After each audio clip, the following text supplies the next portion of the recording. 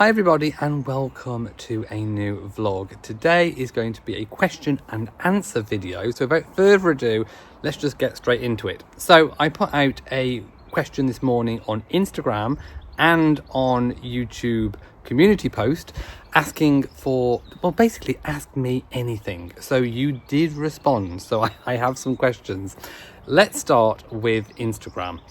So where would you love to go on holiday next? I think we had a comment, a question on communities about do we have any holidays booked. So there's quite a few questions about travel and do we have any holidays booked. In terms of foreign travel, we do not have any holidays booked. I think coming off the back of an expensive wedding, the next time we travel needs to be affordable, it needs to be a bargain, it needs to be a little bit further away.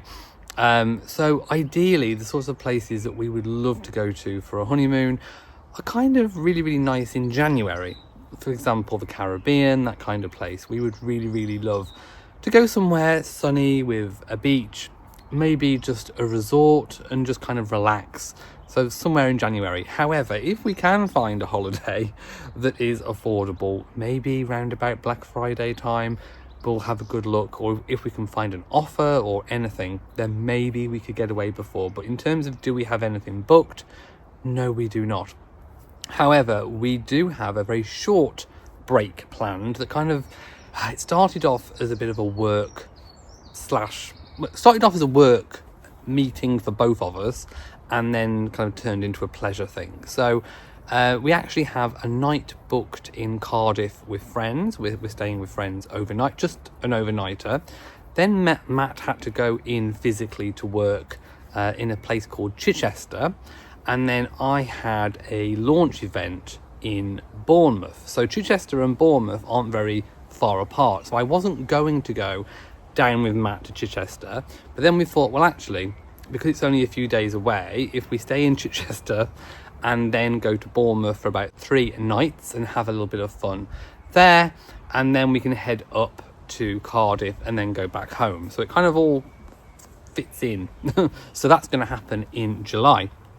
But no, in terms of travel, we do not have anything booked.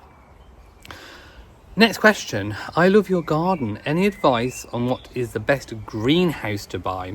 I mean, any greenhouse that you love. There are so many different types of greenhouses. I've even seen ones that don't even have a frame. They're just like panels of glass all kind of put together.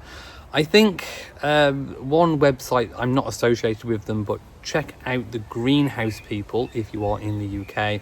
We had our greenhouse in the old garden and the new one from the Greenhouse People, both very different models and ends of the scale. The greenhouse in my parents' garden was, I think, from the Rhino collection. That's the top end of the market. Beautiful greenhouse. And then the one that we've got here is towards the budget end, but we went for the budget one because it was budget, but also because it kind of fits in the scale of the garden. The Rhino one was much bigger. This is a much more smaller scale, kind of fits a lot better. So yeah, take a look around, but the Greenhouse People in the UK are a very good place to start. And then of course we had it fitted, so they supply a list of fitters. What are both of your star signs? Well, I'm a Leo, that's a lion, and I do believe Matt is a Cancer, so we've got August and July. When we got together, we're not really into star signs as such, but I did want to see if we had a compatible signs. So I did look, and apparently Leo and Cancers are very highly compatible in terms of star signs. So yes, there you go. And I suppose we do display typical traits. Well, I definitely display traits of a Leo. I'll leave it at that. I'm sure you can probably tell. Would you ever consider an organised group meet? I would love to have an organised group meet. In particular, maybe a group cruise at some point. Although I don't think I would necessarily, I wouldn't book the cruise for people. If ever that happened, we would just choose a cruise and then tell everybody what cruise it is, what the dates are, and then you could book in to that cruise, and then we'd have to have like a group chat or something, or a Facebook group, and then we'd arrange to do things and meet up. I think that would be a really, really good one. So yeah, I'd quite like a big group cruise, which means that then sort of everyone can come from all different parts of the world. I think that would be quite nice. Okay, are you going to get any more fur babies? If not, what about real babies? Oh, that's a killer question, isn't it? So let's start with fur babies. So as you know, for years I had with myself and my previous partner, Molly and Rory. Molly was the oldest, and then Rory came in 2012 after the loss of a previous cat that died in 2012 called Billy. I'm not going to go into the story of Billy, but we lost Billy. So Rory was born on the same day that Billy got killed. And yeah, so I sort of saw it as fate, and I went and got Rory. He was a Facebook find. And then when I met Matt, it was lockdown, and we decided to get another cat, and we added Bo to the mix. So for 3 to 4 years we had 3 cats, and then we lost Molly about 1.5 years ago. So we're down to 2 cats, and part of us wants another cat, and then part of us thinks it would completely upset the apple cart. Bo is a very particular cat. Rory, I think, would adapt quite quickly to having another cat. Rory never concerns me. Rory is never a concern. He looks after himself. He's good. He never does anything that we don't want him to do. He's the perfect cat. He's perfect. And all the other cats I've had previously have not been what I would describe as challenging. Bo, however, is a completely different kettle of fish.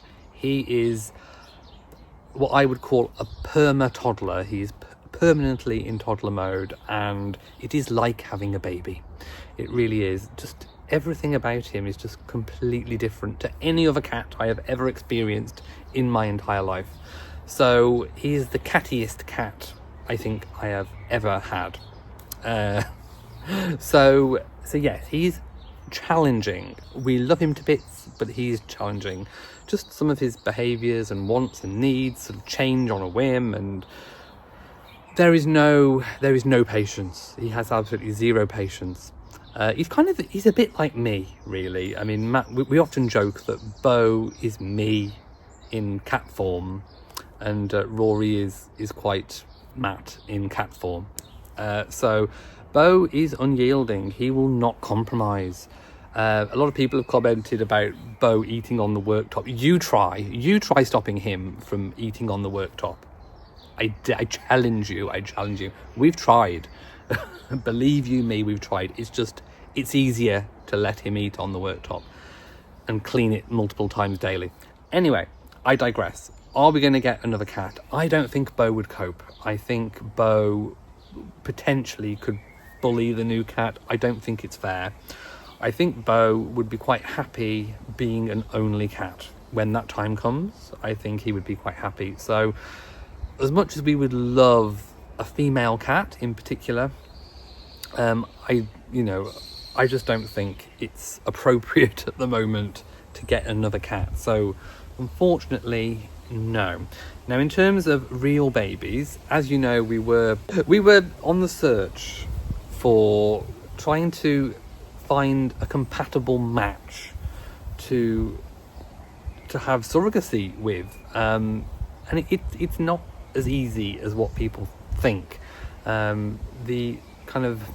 It's not even an agency, but the community that we joined is not one that's where they match you. It's friendship led. So basically, the more you put into going to events, making friends, then the more you're likely to get out of it. Now, the problem was I got poorly last year, and when we were just kind of starting to really get back into it and really push into the community, then I got ill, and it was all about me recovering, basically. So I did go to I went to a meetup about 3 or 4 weeks ago, and I met some really lovely people, and we do want to get back into it.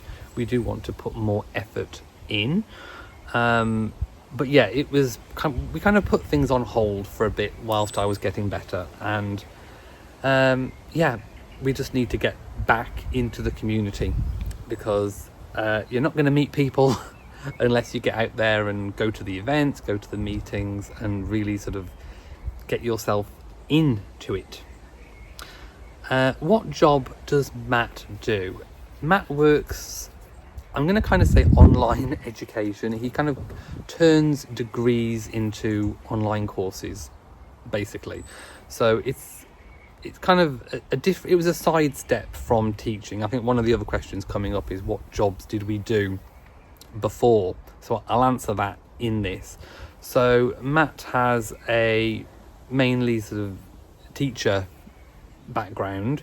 He qualified as a science teacher and worked in a secondary school not a million miles away from where we live now, but outside of our direct area, and then sort of transitioned into working from home, working in the sort of online educational sector, if you like, and changed jobs a few times, and is now doing the online conversion degrees. My background was also school based. I mean, I've had a few jobs in the past. My very first job was actually working on a checkout in Sainsbury's. I was a checkout boy. I've also sold Christmas trees at Christmas. That was my favourite job ever, actually. I loved having my own Christmas tree shop. That was fantastic. Problem is, you can't sell Christmas trees all year round. So that was a bit of a bummer. I've worked in an estate agency. I've worked for the local government. And then I moved into special needs education. So that was my last job before becoming a full-time YouTuber, was working 10 years in special educational needs setting, helping people with complex learning difficulties and conditions in a school setting, like a secondary school setting. And then obviously Matt was a teacher, and then I've just said what he does. So that was kind of our work backgrounds. What inspires your love of gardening? I think I've always, well, for a start, I've always had a garden. I think that always helps. My granddad used to come down to my family home and used to look after the garden there. The garden was like 2 massive strips of soil, and he used to every year grow tomatoes, onions, broccoli. I mean, you name it, he used to grow it, sweet peas, everything. So I used to go and help water things, planting seeds, spending time, with my granddad in the greenhouse. That was always really nice. I've got this beautiful photo of me striding off in my bright red wellies to the greenhouse to sit with my granddad while he had his cup of coffee. My mom was also not into sort of veg gardening, but she was more into the flowers side of things, and we've always done hanging baskets and borders. So I guess I've always just liked gardening. And then I used to watch Gardener's World with my grandparents when I stayed over with them. Always enjoyed visiting like National Trust gardens and all that kind of thing. So I've always found gardens to be relaxing. So I suppose that's the inspiration, really, was my mom and my granddad when I was younger. Next question. Followed you for many years and love all your content. Any plans to up the royal news a bit? Well, for those of you, there was another question as well saying, do you have any other channels? I do have another channel, but I don't really want to promote it on here. I found that during my time on YouTube, if you kind of not artificially, but if you promote it to people that might not, if it's a completely different genre of YouTube channel and people subscribe and then they end up not watching, it can actually affect your views negatively. In fact, on my other channel is way, way, way bigger than this one. I've got almost 150,000 subscribers on my other channel, which I started in 2015. But to be honest, it's about the British royal family, And I don't know, my heart's just not in it at the moment on that channel.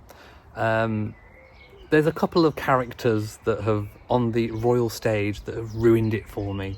I have to say, they've sucked all of the joy out of everything. I don't know, I'm just in a bit of a weird place with it now, so I'm not going to promote it on here, but it is a channel about the royal family. In fact, I don't even think I've posted in 2 weeks.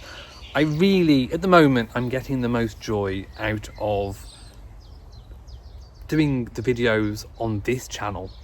I just think that it's been so divisive in the royal world, and it's just not me. I mean, you know, take me back to the royal world of 2016, for example, when everything was lovely. Everything was lovely. There was no negativity. It was just looking at what the royals did. Nobody expected you to have an opinion on negative behaviour or anything like that. It was nice. It was a nice space to exist in on the internet, and I was the first person to have a proper channel about the royal family, like an in-person channel. And I've just lost all motivation to create anything on it, just because of all the controversies and things. So I would like to find a way to get back into it, but I don't know at this moment in time what that is going to look like. So I do apologise about that if you like my normal royal content, but my heart is not in it. When will we be seeing the wedding video? Now, I had quite a few questions about the wedding video. So yes, on the wedding day we did have 2 videographers and a photographer. We've just had all of the wedding photographs back. It took a month for him to get around to actually editing our photos because he had such a backlog. I think this is pretty typical. About a week ago we had the second to final draft of the wedding video, and basically they send it as like a download link, and I can actually comment on bits of the video, so if I want any tweaks or anything. So Matt and I looked over it.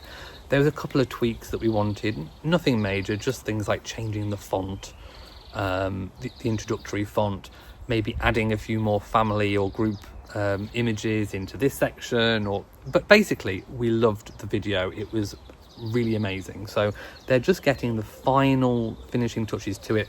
The one thing that I was slightly disappointed about was that when we were walking down the aisle, both cameras were on us. I think there was one in front and there was one behind, and they didn't set anything up to capture my dad playing the guitar. So what I had to do was to wait for the photographer to finish editing those photos, and there was luckily a photo of my dad playing guitar, so I've asked them to insert it into that section. So there should be a photo of my dad playing the guitar and then us walking down the aisle. So right, I think that is all of the Instagram questions. Now I'm going to move on to the YouTube questions. Right, so the first 2 questions I've kind of answered, which was what kind of work did you do before YouTube, and what was your first job after leaving full-time education. I think Matt's was also in a supermarket, actually, local to his hometown.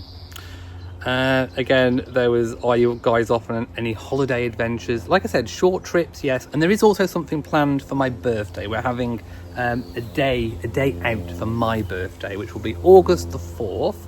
So I will vlog it, but it's something that I've wanted to do for a couple of years now. So Matt's booked something, so I'm not going to say what it is, but it is going to be quite nice for my birthday. Oh, are there any downsides to working at home?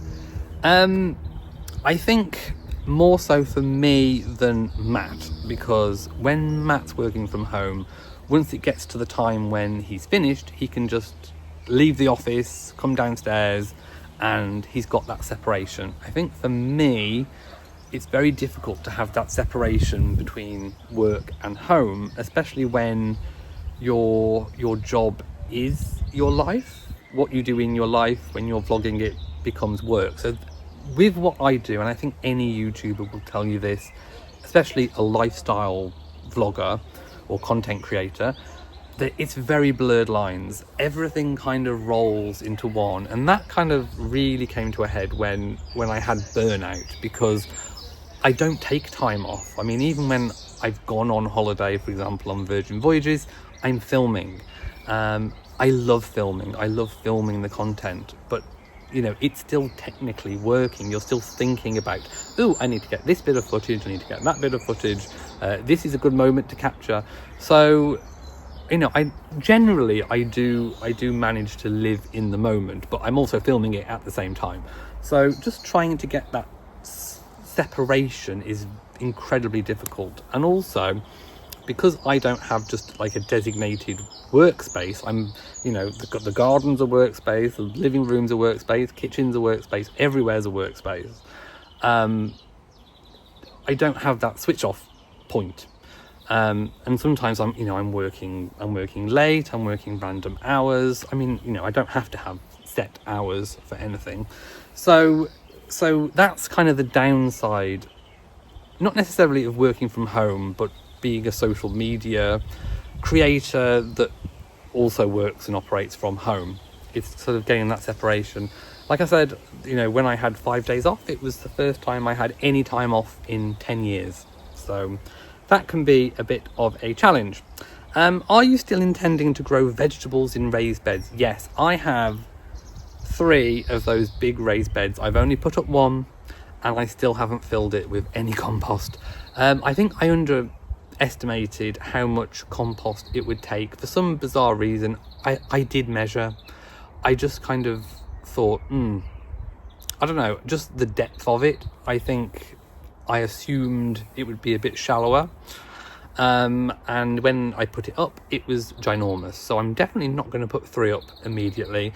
I need to fill the 1 that I've already got. I did some calculation. I asked ChatGPT to do some calculations about how much compost or topsoil I need to order to fill 3 of them, and it was worked out to something like 1.9 tons. So it's basically 2 tons of topsoil. That's 2 big massive bags of that they bring on the big lorry trucks, and then you've got to wheelbarrow it to and from, and then it was proving too much, just too much. So I thought, do you know what? I'm just going to get some fruit bushes, put them in pots. So I've got my blueberries in the pots, they're growing. I've got my strawberries. I planted my raspberries in the border. I've got a blackberry growing in the corner. I bought some more roses. So I thought I'll do that this year, and then I'll concentrate more on the vegetables next year. So that will be kind of next year's project now. I think we're a bit too late in the summer to be filling it up and planting things. So that's next year's project. How are the cats adjusting to Molly's passing? They were more affected in sort of the first couple of weeks and the first couple of days of her passing. I think Bo definitely knew what had happened. When it happened, he was in the room. When it happened, he saw it happen. Rory, I think he just takes things in his stride. I think it took him a couple of weeks to really think, oh, she's gone. And I think both cats, if Molly just suddenly appeared and sort of went back to normal life in the house, I think they'd just be like, oh, she's back. It almost feels like that to us as well. It almost feels like she's just in another room, and that she'll just walk in at any moment. So it still feels really strange that she's gone. And we really do miss having a female cat presence in the house. Sometimes I think I see her out of the corner of my eye. Sometimes I think I hear her. There's certainly been less sick in the house. She was definitely a sicky cat. She would gorge on the food and then purge it up. So we've not had as much cat sick. But no, we really miss her. And I think the cats do too. Are we thinking of starting a family? Yes, absolutely. I've answered that one. Okay, a Manjaro question. I've been on Manjaro for 3 months now and have lost 2 stone so far, but what I've noticed is that my partner too has lost a significant amount of weight, but not on the injection. I believe this is weight loss by association. Is this the case for you too? Well, yes, Matt's been on Mounjaro for about 4 months now, and he's lost a lot of weight, but it's kind of gone down gradually. But I haven't lost any. I think if I was eating exactly the same as what Matt was, then I would probably have lost some. I mean, Matt's sort of having normal evening meals, but then he is getting full a lot quicker and then leaving food, whereas I'm finishing mine. Matt also isn't really having breakfast or lunch, and I'm having my porridge, so I am technically eating more. And also coming out of hospital, I lost 10 pounds, and I'd already been losing weight anyway because I went low sugar. So I was just I had this thing about looking too thin, so I actually on purpose, I gained all my weight back that I'd lost before I went no sugar. So within the past sort of, after I finished all the wedding cake, and after we've now finished the Costco cake, I've gone back to low sugar, and last week I think I lost about 4 pounds in a week. So I'm going down again now. But that's only because I've gone low sugar. I'm still having my porridge. That's very nutritious for me in the morning. I'm not really having lunch because the porridge I eat it quite late. It's more brunch, and then I don't really have lunch. But I am hungry now. It's about 5:10, and I am hungry. So we'll have dinner at about 7. Well, Matt will start cooking about 6, and we'll probably have it in between then and 7. Then I'll have a normal evening meal, and then sometimes I might have some toast or something later. So basically going no sugar helps me lose weight, so I'll probably continue losing. Okay. If money was no option, where in the world would you live? And I think there was another question very, very similar, so I'm going to link them. The other question was, would you and Matt ever consider living in another country, in Europe or in the world? And that's from a Caribbean girl asking, who wished she'd let her mom move them to the UK. So, 2 questions, very, very, very similar, and I think mine and Matt's answers are probably going to be very different to that. So Matt loved living in Australia. He had like a working holiday where he lived for over a year in Australia. I think he loved the climate, loved the lifestyle, loved the sunshine and the warmth. He lived in Sydney, and I'm sure he'd go back to Sydney in a heartbeat. I like my climate. I like my changeable climate. I love my seasons, and whenever I've gone away on holiday to a hot country, of course I love it for the time that I'm there, but I'm also very conscious. I get very hot. I overheat. I have hyperhidrosis, which is excessive sweating, which I actually have injections for under the arms to stop the sweat. But I still sweat profusely from forehead and other parts of the body. So living permanently in a hot climate is not something I think I would enjoy, especially when you've got to live and work in it. I think when you go away on a holiday, you're not sort of working in it, unless you're a vlogger. But when you think about, you've actually got to work in a climate, then I think, maybe I'd just like to visit on holiday. I love the seasonality of the UK. I love the fact that we have quite defined, winter, summer, autumn, spring. I love living seasonally, and I don't think I would want to give that up. I also love our home. I love the UK. We moan in the UK so much about the weather. I know I've just said I love the seasons. We moan about the weather. We moan about the National Health Service. We moan about governments. But actually, these are all the things that I really love about living here in the UK. I love our National Health Service. I love the fact that we've got a monarchy. I love the fact, that we've also got a democratically elected government. I just love the UK. So no, I wouldn't like to live anywhere else. However, if money was no option, which was the other part of the question, and by the way, it is the 208 million lottery tonight, so hopefully, fingers crossed, we'll win. I'm manifesting, I'm putting it out to the universe. If money was no option, I would perhaps have a holiday home somewhere else, and actually somewhere in the Caribbean would be lovely, I think, for a holiday home. Right, final question. Have you ever faced any homophobia or discrimination for your identity and relationship? And someone said, because down where I live in England, it's very brutal, the homophobia. Okay, tough question. So, have I ever experienced any homophobia? I think almost every gay person growing up has experienced some kind of homophobia in their life. When I was at school back in the 80s and 90s, there was lots of gay insults thrown, not at me, but just in general. People used to say, oh, that's gay, or this is gay, using sort of negative language associated with homosexuals in a negative way. We had certain clauses about learning about different sorts of relationships back in the 80s, and yeah, it wasn't a very conducive place, I think, to learn about different lifestyles.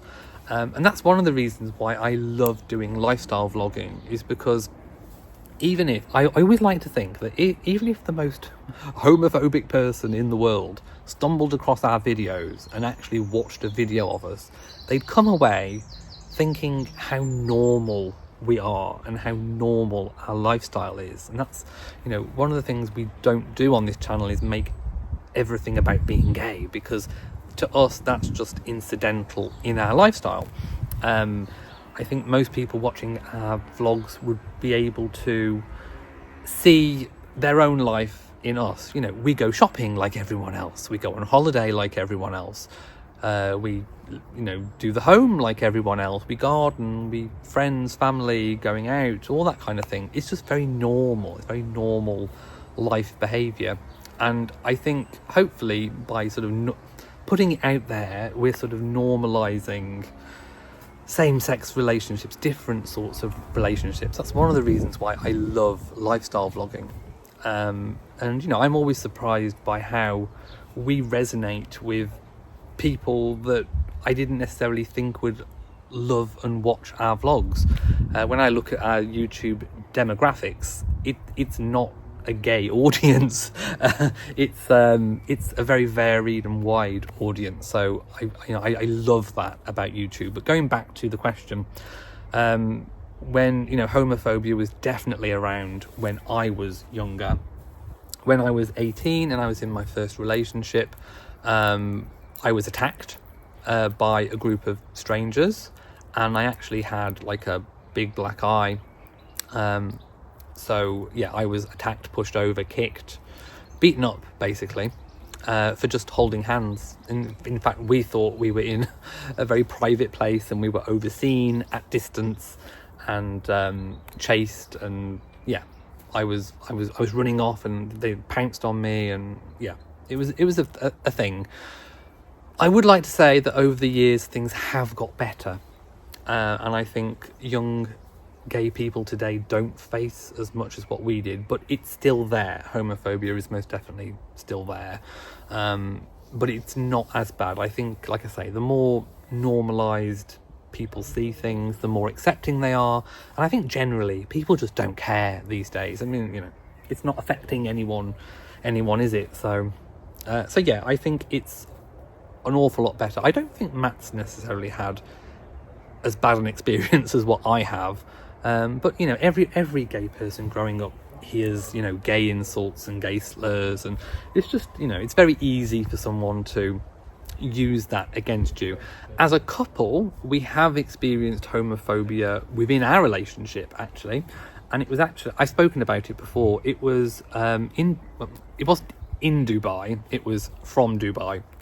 So I'll go through the story again. Matt's dad was going to surprise his mother by staying in Dubai, and we said, "Ooh, we'll go along." So we booked ourselves into the same accommodation, and then our booking was cancelled and fully refunded, and they said that the hotel was fully booked up. So we got suspicious and we went back on the website and tried to book again, And sure enough, there were loads of rooms. There were loads of different types of rooms available. So it wasn't full. They just cancelled because we were two men that booked a room with a double bed. So yes, I would say that's homophobia. Now, we were not going to go around Dubai holding hands or anything of that nature, but I was surprised that they would be so stringent in terms of a private room where they aren't going to see what you get up to.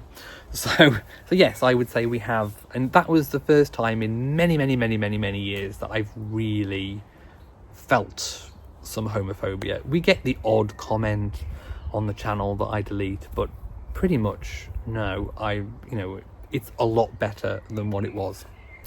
Okay, I think that is the final question. So thank you for watching this question and answer video. If you'd like to see me make another one, then please leave a comment. If you've got any comments on anything that I've spoken about in this video, leave a comment. Please like the video. It tells YouTube that you're engaged with the video. It tells YouTube then to push it out to more people. So it really does help. Thank you for watching. If you've enjoyed, like, share, subscribe, all of that, and I will see you in the next video. So from me, mwah, to you all my lovies, and goodbye.